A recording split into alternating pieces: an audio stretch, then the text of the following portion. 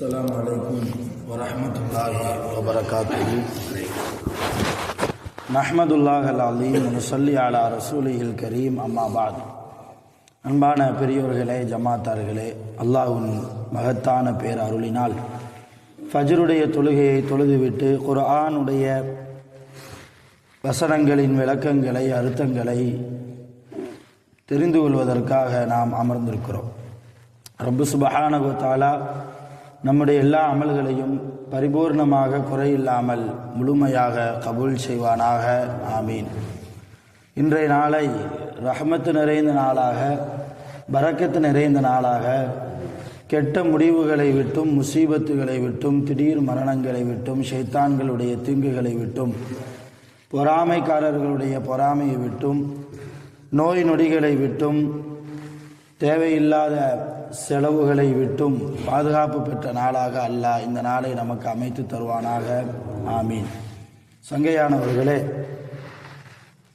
குல் ஹுவல்லாஹு அஹத் என்கிற சூராவுக்கு முன்னால் உள்ள ஒரு சூரா தப்பத் யதா அபி லஹபின் வ தப் என்கிற சூரா. இந்த சூரா முழுக்கவே அல்லாஹ் அபூ லஹபையும் அபூ லஹபுடைய மனைவியையும் சபிக்கிறார், திட்டுகிறார்.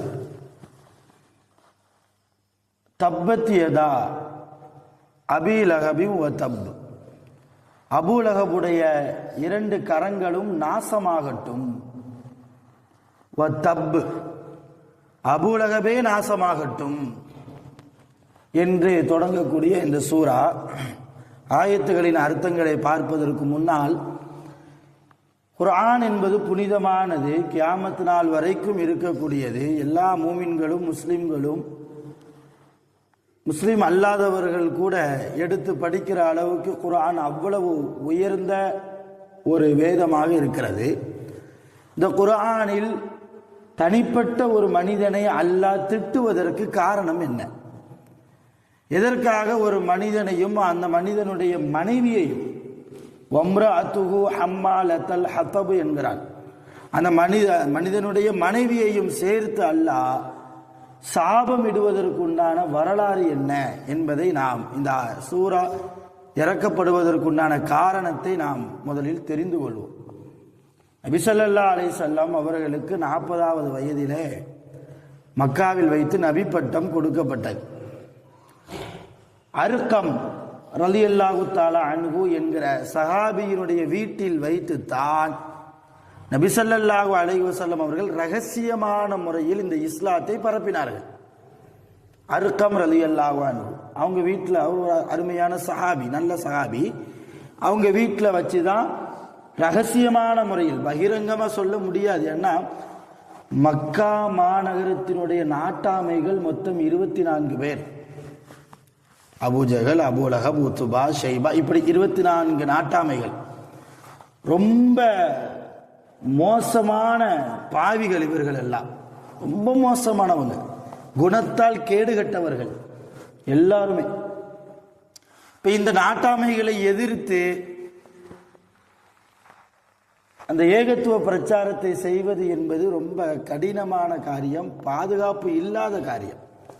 அதனால் நபி ஸல்லல்லாஹு அலைஹி வஸல்லம் அர்கம் ரலியல்லாஹு அன்ஹு அவர்களுடைய வீட்டிலே வைத்து ரகசியமான முறையில் இந்த தீனை எத்தி வைத்தார்கள் பிற மக்களுக்கு. அல்லாஹ் உத்தரவு போட்டு விட்டால், நபியே, இனிமேல் நீங்கள் ரகசியமாக இந்த தீனை பரப்பினால் வேலைக்கு ஆகாது, நீங்கள் பகிரங்கமாக சொல்லுங்கள். உங்களுக்கு அல்லாஹ் உதவி செய்வான், நான் உதவி செய்கிறேன், யாரும் உங்களை எதுவும் செய்துவிட முடியாது. வல்லாஹு யஅஸிமுக மினன் நாஸ், குர்ஆனிலே அதை அல்லாஹ் பதிவு செய்கிறான். அல்லாஹ் மக்களிடமிருந்து உங்களை பாதுகாப்பான். வல்லாஹு யஅஸிமுக மினன் நாஸ், மக்களிடமிருந்து உங்களை பாதுகாக்கக்கூடிய பொறுப்பை அல்லாஹ் வைத்திருக்கிறான். அதனால நபியே, நீங்கள் கவலைப்பட வேண்டாம், தைரியமாக நீங்கள் வீதியில் இறங்கி போய் மக்களுக்கு என்னை பற்றி எடுத்து சொல்லுங்கள், உங்களை பற்றியும் எடுத்து சொல்லுங்கள் என்று சொல்ல, அப்பதான் நபி ஸல்லல்லாஹு அலைஹி வஸல்லம் மக்காவில் உள்ள எல்லா மக்களையும் ஒன்று திரட்டினார்கள். ஒரு மலையினுடைய அடிவாரத்திற்கு கீழே அந்த மலைக்கு மேல் பகுதியில் நபி ஸல்லல்லாஹு அலைஹி வஸல்லம் அவர்கள் நின்று கொண்டு கீழே நிற்கிற மக்கத்து மக்களை எல்லாம் பார்த்து, ஓ மக்களே, என்னை குறித்து நீங்கள் என்ன நினைக்கிறீர்கள் என்று கேட்டார்கள். என்னை பற்றி நீங்கள் என்ன நினைக்கிறீங்க? எல்லா மக்களும் சொன்னாங்க, அந்த அமீன், நீங்கள் நம்பிக்கையாளர், அந்த சாதிக், நீங்கள் உண்மையாளர், நீங்கள் வாக்குறுதி கொடுத்தா நிறைவேற்றுவீங்க, இல்லாதவர்களுக்கு நீங்கள் சம்பாதித்து கொடுப்பீங்க, யாராவது வயது முதிர்ந்தவர் சுமைகளை தூக்கி சென்றால் அந்த சுமைகளை நீங்கள் வாங்கி கொண்டு அவருக்கு உதவி செய்யக்கூடிய உதவி மனோபக்குவம் உள்ள நல்ல மனிதர் என்றெல்லாம் மக்கள் புகழ்ந்து பேசினார்கள். ரசூலுல்லாஹ் சொன்னாங்க, உன் மக்களே, இந்த மலைக்கு பின்னால் இருந்து ஒரு எதிரி கூட்டம் உங்களை தாக்க வருகிறார்கள் என்று நான் சொன்னால் நீங்கள் நம்புவீர்களா என்று கேட்டாங்க. அப்போ மக்கள் எல்லாம் சொன்னாங்க, மக்கத்து மக்கள் எல்லாம், அந்த கூட்டத்தில் அபூலகபு இருந்தான், அபூலகபுடைய மனைவியும் இருந்தான். எல்லாரும் சொன்னாங்க, கண்டிப்பாக நம்புவோம், ஏன்னா நீங்கள் எங்களுக்கு தெரிஞ்சு ஒரு பொய் கூட உங்கள் வாழ்க்கையில் நீங்கள் சொன்னதே இல்லை. ரசூல்லாவுடைய வாழ்க்கை இருக்க ரொம்ப தூய்மையான வாழ்க்கை. ரசூல்லா உண்மையான நபிதான் என்பது அபூஜகளுக்கு கூட தெரியும். ஒரு தடவை அபூஜகளும் அபூஜகளுடைய க்ளோஸ் ஃப்ரெண்டு அஹ்னஸ், அவன் பேர் அஹ்னஸ், ரெண்டு பேரும் சந்திச்சுக்கிட்டாங்க. சந்திக்கிற போது அஹ்னஸ் அபூஜகளை பார்த்து கேட்டான், அபூஜகளை, இந்த முஹம்மது ஏதோ சொல்றாரு, அல்லாவை மட்டும்தான் வணங்கணுங்கிறார், அல்லாவுக்கு இணை வைக்கக்கூடாதுங்கிறார், வட்டி வாங்கக்கூடாதுங்கிறார், விபச்சாரம் செய்யக்கூடாதுங்கிறார், பொய் பேசக்கூடாதுங்கிறார், என குர்ஆன் என்று சொல்லி எதையாமோ ஓதி காண்பிக்கிறார். உண்மையிலேயே அவர் சொன்னது உண்மையாகத்தான் இருக்குமோ, அவர் சொல்வது உண்மையாகத்தான் இருக்குமோ என்று அஹ்னஸ் கேட்க அபூஜகள் என்ன பதில் சொன்னான் தெரியுமா? வல்லாஹி, அல்லாஹ் மீது சத்தியமாக நான் சொல்லுகிறேன், மா கதிப முஹம்மதுன் ஸல்லல்லாஹு அலைஹி வஸல்லம், அல்லாஹ்வுடைய முஹம்மது ஒருபோதும் பொய் பேசுவதில்லை, பொய் பேசியதில்லை. சொல்றது யாரு? முஸ்லிம் இல்லை, காஃபிர்களின் தலைவன் அபூஜஹல். 24 நாட்டாம இதில் முதல் நாட்டாம அபூஜஹல், பெரிய தலை. அந்த தலை அவன் வாயிலிருந்து வர்ற வார்த்தை மா கதிப முஹம்மத், முஹம்மது ஒருபோதும் பொய் பேசியதில்லை. அப்போ அந்த அளவு ரசூலுல்லாவுடைய வாழ்க்கையில் ஒரு சும்மா நாட்டி கூட பொய் பேசியதில்லை ரசூலுல்லா. இன்னும் சொல்ல போனால் பொய் பேசிக்கொண்டிருந்த சமுதாயத்தையே பொய் பேசாத சமூக மக்களாக மாற்றினாங்க சஹாபாக்களை. அந்த அளவு ரொம்ப நேர்மையானவர்கள், உத்தமமான ஒரு மாணவி ஸல்லல்லாஹு அலைஹி வஸல்லம். இப்போ மக்கள்லாம் சொன்னாங்க, நீங்கள் சொன்னால் நாங்கள் நம்புவோம், மலைக்கு பின்னால் இருந்து எதிரி வருகிறார்கள் என்று நீங்கள் சொன்னால் நாங்கள் எப்படி நம்பாமல் இருக்க முடியும்? உங்கள் வாழ்க்கையில் நீங்கள் பொய் பேசியதே இல்லையே. இப்படி மக்கள் சொன்னதற்கு பின்னால் தான் நபி ஸல்லல்லாஹு அலைஹி வஸல்லம் சொன்னாங்க, அப்படி என்றால் நான் நம்பிக்கையாளர், நேர்மையாளர், உண்மையாளர் என்றெல்லாம் நீங்கள் தான் எனக்கு சர்டிஃபிகேட் கொடுக்குறீங்க. இந்த சர்டிஃபிகேட் உண்மை என்றால் இப்பொழுது நான் சொல்கிறேன், இனிமேல் நீங்கள் சிலைகளை வணங்கக்கூடாது, அல்லாவை மாத்திரம்தான் இனிமேல் நீங்கள் வணங்க வேண்டும். அல்லாவுக்கு இணை துணை கிடையாது. உங்களையும் என்னையும் படைத்த ரப்புல் ஆலமீன் அவனை மாத்திரம்தான் நாம் வணங்க வேண்டும். நான் அல்லாஹ்வுடைய இறுதி தூதராக, இறை தூதராக இருக்கிறேன், நான் நபியாக இருக்கிறேன், என்னையும் நீங்கள் ஈமான் கொள்ள வேண்டும். கொள்வீர்களா என்று கேட்டபோதுதான் அந்த கூட்டத்தில் இருந்த அபூலஹப் ஒரு வார்த்தையை சொன்னான், தப்பல்லக யா முஹம்மத், தப்பல்லக யா முஹம்மது என்று சொன்னான். நவுது பில்லா, அல்லாஹ் பாதுகாக்க வேண்டும். ஓ முஹம்மதே, உனக்கு நாசம் உண்டாகட்டும் என்று சொன்னான். ரசூலுல்லாஹ் பார்த்து, உனக்கு நாசம் உண்டாகட்டும், இதற்காகவா எங்களை நீ ஒன்று கூட்டினாய்?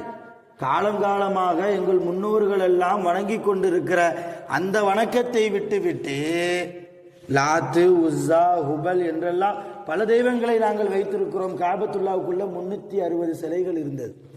காபத்துல்லாவுக்குள்ள இப்ராஹிம் அலைஹிஸ்ஸலாம் அவர்களுடைய காலத்திற்கு பின்னால் 360 சிலைகளை வைத்து வணங்கினார்கள் மக்கத்து காஃபிர்கள். இந்த சிலைகளை எல்லாம் விட்டு எங்கள் பல தெய்வங்களை எல்லாம் விட்டு உன் அல்லாவை நாங்கள் வணங்க வேண்டுமா? உன்னை நாங்கள் நபியாக ஏற்றுக்கொள்ள வேண்டுமா? அவங்கள்ட்ட என்ன ஒரு கர்வம்னா, நபியா அல்லாஹ் அனுப்புறாது யார் அனுப்பணும்? உயர்ந்த குலத்தை சார்ந்த ஒரு பதவியில் இருக்கக்கூடிய 24 நாட்டாமைங்க நாங்கள் இருக்கோம். எங்களிலிருந்து ஒரு ஆள் அல்லாஹ் நபியா ஆக்காம ஒரு அனாதை, நீ தாய் தகப்பனை இழந்த அனாதை, சிறு வயதிலேயே தாயையும் தந்தையையும் இழந்த அனாதை, உன்னையா அல்லாஹ் நபியாக தேர்ந்தெடுத்தான், இதை நான் நம்பணுமா? தப்பல்லக்கையா முஹம்மது என்றான் அபூலகப். அல்லாஹ் உடனே ஆயத்திறக்கிட்டான், யாரை பார்த்து நாசமா போகட்டும் என்று சொல்கிறாய்? அம்மா ரசல்னாக்க இல்லா ரஹ்மத்தல் இல்லா ஆலமீன், அகிலத்தார்களுக்கெல்லாம் ரஹ்மத்தாக நான் அனுப்பியிருக்கிறேன். அந்த ரஹ்மத்தை பார்த்தா நீ நாசமா போவ என்று திட்டுகிறாய். கியாமத் நாள் வரைக்கும் குர்ஆனை யாரெல்லாம் ஓதுவார்களோ அவர்களெல்லாம் உன்னை திட்ட வேண்டும் என்பதற்காக, அபூலகபை சபிக்க வேண்டும் என்பதற்காக குர்ஆனிலேயே ஒரு சூரா இறக்கிட்டான், தப்பத்தியதா அபீலகபி ஒ தப். அபூலகபுடைய 2 கரங்கள் நாசமாகட்டும், அபூலகபை நாசமாகட்டும். அவன் மனைவி, அபூலகபுடைய மனைவி பக்கத்தில் இருந்தாள். அவ ஒரு காரியம் செஞ்சா, விறகு சுமந்திருந்தாள். அப்பொழுது விறகு சுமந்திருந்தாள். இந்த விறகு தலையில வச்சுக்கிட்டே, இந்த விறகை வச்சு உன்னை நான் எரிச்சிருவேண்டா. யார? ரசூலுல்லாஹி ஸல்லல்லாஹு அலைஹி வஸல்லம் அவர்களை பார்த்து அல்லாஹ் அந்த பொம்பளையும் சபிச்சுதான், வம்ரஅத்துஹு ஹம்மாலத்தல் ஹத்தப், விறகு சுமந்து கொண்டு நின்றாளே, அப்படிப்பட்ட அபூலகபுடைய மனைவியும் நாசமாகட்டும் என்று அல்லாஹ் சபித்து விட்டான். கியாமத் நாள் வரைக்கும் ஒரு நபியை ரசூலுல்லாஹி ஸல்லல்லாஹு அலைஹி வஸல்லம் அவர்களை பார்த்து ஒரு வார்த்தை சொன்னதற்காக, முஹம்மதே நீ நாசமாக போவ என்று ஒரு வார்த்தை சொன்னதற்காக அல்லாஹ் குர்ஆனிலேயே அந்த குடும்பத்தையே சபித்து, ஒரு கணவன் மனைவி 2 பேரையுமே சபித்து, கியாமத் நாள் வரைக்கும் அர்த்தம் தெரிஞ்சு ஓதுறவங்க அர்த்தம் தெரிஞ்சு ஓதுவாங்க, இந்த வரலாறு தெரிந்து ஓதுவார்கள்.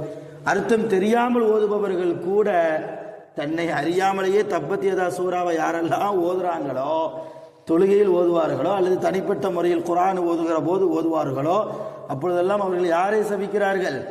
அபூலகபை சபிக்கிறார்கள். ஏன்? கியாமத் நாள் வரைக்கும் மக்களுடைய மனிதர்களுடைய சாபத்தை பெற்ற சாபக்கேடு உள்ள மனிதனாக அபூலகப் ஏன் மாறி போனான்? ரசூலுல்லாஹ்வுடைய விஷயத்தில் அவன் சரியாக நடக்காததால், ரசூலுல்லாஹ்வுடைய மனது காயம்படும்படியான அளவுக்கு, புண்படும்படியான அளவுக்கு வார்த்தைகளை விட்டதால் அல்லாஹ்வுடைய கோபத்திற்கும் அல்லாஹ்வுடைய சாபத்திற்கும் குர்ஆனிலே அவன் ஆளாகி போனான். இந்த சூரா நமக்கு மிகப்பெரிய படிப்பினை. ரசூலுல்லாஹி ஸல்லல்லாஹு அலைஹி வஸல்லம் அவர்களுடைய கண்ணியம் அல்லாஹ்விடத்தில் எந்த அளவு உயர்ந்து இருக்கிறது, அந்த ரசூலுல்லாஹ் நம்முடைய வாழ்க்கையில் எப்படி இருக்கிறார்கள்? நான் முதல்லையே சொல்லியிருப்பேன், ரசூலுல்லாஹ்வுடைய பெயரை கேட்டு ஸலவாத்து சொல்லாமல் இருந்தால் அவர் யாருங்க? கஞ்சன். அல் பகீல் அல்லதி துக்கிர்து இந்தஹு. எந்த ஒரு மனிதனிடத்தில் என்னுடைய நாமம், என்னுடைய பெயர் சொல்லப்பட்டு அவன் ஃபலம் யுஸல்லி அலைய, என் மீது ஸலவாத்து சொல்லவில்லையோ அவன் மிகப்பெரிய கஞ்சன் என்றார்கள் நபி ஸல்லல்லாஹு அலைஹி வஸல்லம். இப்போ இது நான் வந்த முதல் ஜும்மாலேயே இதை நான் பற்றி பேசியிருக்கிறேன், அல்ஹம்துலில்லாஹ். ஆனால் எத்தனை முறை முஹம்மது ரசூலுல்லாஹ் நபி என்றெல்லாம் ரசூலுல்லாஹ்வுடைய பெயரை நாம் யார் மூலியமாவது கேட்டிருப்போம், எத்தனை முறை ஸலவாத்துகள் சொல்லியிருக்கிறோம். அருமையானவர்களே, நம்முடைய வாழ்க்கையின் வெற்றியும் நம் வாழ்க்கையின் தோல்வியும் ரசூலுல்லாஹ்வை நாம் எப்படி பார்க்கிறோம் என்பதில் தான் இருக்கிறது. நபி ஸல்லல்லாஹு அலைஹி வஸல்லம் அவர்களை கண்ணியமான முறையில் நாம் அணுகினால், அவர்கள் மீது முஹப்பத் வைத்தால், அவர்கள் மீது அன்பு வைத்தால் நாம் ஜெயிக்கிறோம், நாம் வெற்றி பெறுகிறோம். கியாமத்தில் நமக்கு வெற்றி, கபூரில் நமக்கு வெற்றி. ரசூலுல்லாஹ்வின் மீது அன்பு குறைந்து போனால், அவர்களை பற்றி உண்டான விளக்கம், ஞானம், முகவரி தெரியவில்லை என்றால் தோல்வி கபூரிலும் தோல்விதான், நாளை கியாமத்திலும் தோல்விதான். கபூரிலே அல்லாஹ் கேள்வி கேட்பான், முன்கர் நக்கீர் மலக்குகள் கேள்வி கேட்பார்கள். அதில் கடைசி கேள்வி என்ன கேள்வி தெரியுமா? எல்லா கேள்விக்கும் ஹாஜியார் கரெக்டாக பதில் சொல்லிட்டார். மன் ரப்புக்க, உன்னை படைச்சவன் யார்? அல்லாஹ். எல்லாம் கரெக்டாக பதில் சொல்லிட்டார். ஓ மார்க்கம் என்ன? தீனுல் இஸ்லாம். உனக்காக அருளப்பட்ட வேதம் என்ன? குர்ஆன். உன்னுடைய கிப்லா எது? காபத்துல்லா. எல்லாம் கரெக்டாக பதில் சொல்லிட்டார். கடைசி கேள்வி என்ன தெரியுமா? ரசூலுல்லாஹ்வினுடைய புகைப்படம் காட்டப்படும். ரசூலுல்லாவுடைய முகம் காட்டப்படும் அந்த ஜனாசாவுக்கு, அந்த கபர்வாசிக்கு காட்டப்பட்டு அந்த மலக்குகள் கேட்பார்கள், இவங்க யாருன்னு தெரியுதா, இவங்களை பத்தி நீ என்ன நினைக்கிற? ரசூலுல்லாவுடைய முகம் காட்டப்படும். நம்ம ரசூலுல்லாவை பார்த்ததே இல்லை, ஒரு ஆளை பத்தி சொல்றதா இருந்தா அவங்கள முதல்ல பார்த்துருக்கணும் இல்லையா? ஆனால் உண்மையிலேயே ரசூலுல்லாவின் மீது முஹப்பத் வைத்திருந்தால் ஹாதா முஹம்மதுர் ரசூலுல்லாஹ் ஸல்லல்லாஹு அலைஹி வஸல்லம் பதில் சொல்வார், இவர் முஹம்மது ரசூலுல்லாஹ், அல்லாஹ்வுடைய தூதர் முஹம்மது ரசூலுல்லாஹி ஸல்லல்லாஹு அலைஹி வஸல்லம் என்று அவர் பதில் சொல்வார். உண்மையான முஹப்பத் இல்லை என்றால் அந்த கேள்விக்கு பதில் சொல்ல முடியாது. யாருன்னு தெரியல, தலையை சொரிஞ்சுக்கிட்டு இருக்க வேண்டியதா. இப்போ எல்லா கேள்விக்கும் பதில் சொன்னால் தானே கபரு நமக்கு வெளிச்சமாகும், கியாமத்தில் நமக்கு சுவனம் கிடைக்கும். இப்போ நம்ம எல்லா கேள்விக்கும் பதில் சொல்லிட்டு கடைசி கேள்வியாக ரசூலுல்லாஹ் சம்பந்தமாக அவர்கள் முகம் காட்டப்பட்டு கேட்கப்படுகிற கேள்விக்கு நாம் சரியாக பதில் சொல்லவில்லை என்றால் கபரிலே நாம் தோல்வி அடைகிறோம். அருமையான பெருமக்களே, ரசூலுல்லாவை அதிகமாக நேசிப்போம். இன்ஷா அல்லாஹு தஆலா நாளை சுபுவுக்கு பின்னால் இந்த தப்பத் யதா சூராவினுடைய வசனங்களின் அர்த்தங்களை நாம் தெரிந்து கொள்வோம். அல்லாஹ் ஜல்லஷானஹு வ தஆலா நம்முடைய வாழ்க்கையை செழிப்பான வாழ்க்கையாக, நோய் நொடி இல்லாத வாழ்க்கையாக, ஆஃபியத்தான வாழ்க்கையாக, ஆரோக்கியமான வாழ்க்கையாக, யாருக்கும் அநியாயம் செய்யாமல், தொந்தரவு கொடுக்காமல், தீங்கு இழைக்காமல் வாழக்கூடிய வாழ்க்கையாக அல்லாஹ் ஆக்கி தருவானாக. வாஹிரு தஅவானா அல்ஹம்துலில்லாஹி ரப்பில் ஆலமீன். சுப்ஹானல்லாஹி வ பிஹம்திஹி, சுப்ஹானல்லாஹி வ பிஹம்திஹி, அஷ்ஹது அன் லா இலாஹா இல்லா அன்த அஸ்தக்ஃபிருக வ அத்தூபு இலைக். ஆமீன். சுப்ஹான ரப்பிக ரப்பில் இஸ்ஸத்தி அம்மா யசிஃபூன் வ ஸலாமுன் அலல் முர்ஸலீன் வல்ஹம்துலில்லாஹி ரப்பில் ஆலமீன். ஸல்லல்லாஹு அலா முஹம்மது ஸல்லல்லாஹு அலைஹி வஸல்லம், ஸல்லல்லாஹு அலா முஹம்மது ஸல்லல்லாஹு அலைஹி வஸல்லம், ஸல்லல்லாஹு அலா முஹம்மது ஸல்லல்லாஹு